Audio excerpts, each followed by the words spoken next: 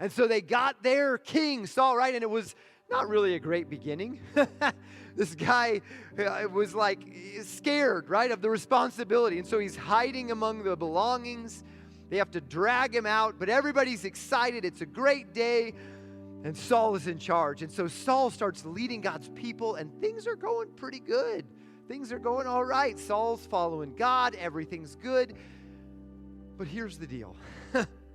This is a truth that we see over and over and over and over even today, is that when someone has power, great amounts of power and minimal amounts of accountability, it is a bad combination.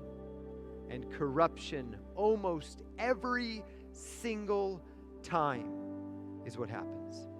And we see that with Saul. He's this king, and he's got so much power, and he starts refusing to be held accountable. He starts refusing to listen to anyone around him. No prophet, no one would get through to him.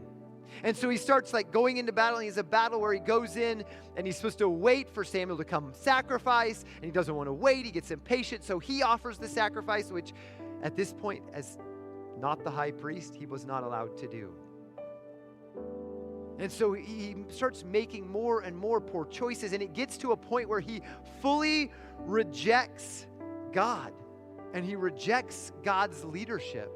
And it gets to this point where he rejects God's leadership, and we know this about God. God doesn't force himself on anyone.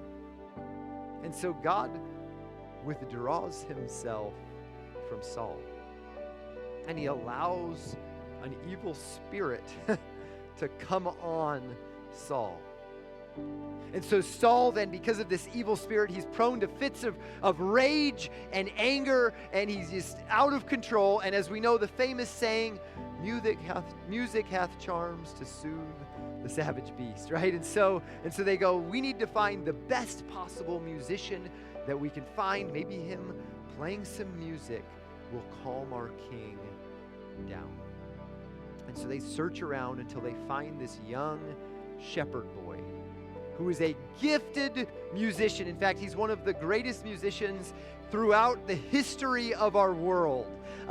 There's a book in the Bible called Psalms, and he wrote most of those psalms in this book. These beautiful, beautiful songs of worship and praise to God. And here's the thing, I'm sure he was gifted, but there is something, if you look throughout history, there is something about art that is dedicated and focused on God that is absolutely incredible. There is something about godly inspiration in art that has produced some of the greatest works of art in the world.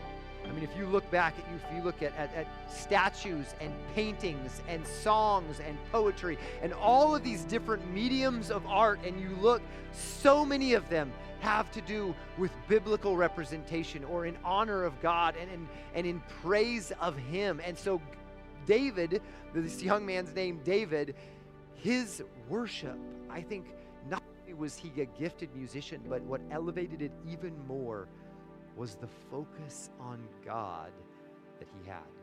And so they bring David in. In fact, many of the Psalms are put into songs today. If you hear some of the songs that we sing, occasionally you will come across one that comes out of Psalms still. We've written our own tune to it because we don't know his, but the words are worthy of still singing today. So they bring David in, and he plays his harp, and he sings for King Saul, and it helps Saul calm down quite a bit. Helps him regain his composure quite often.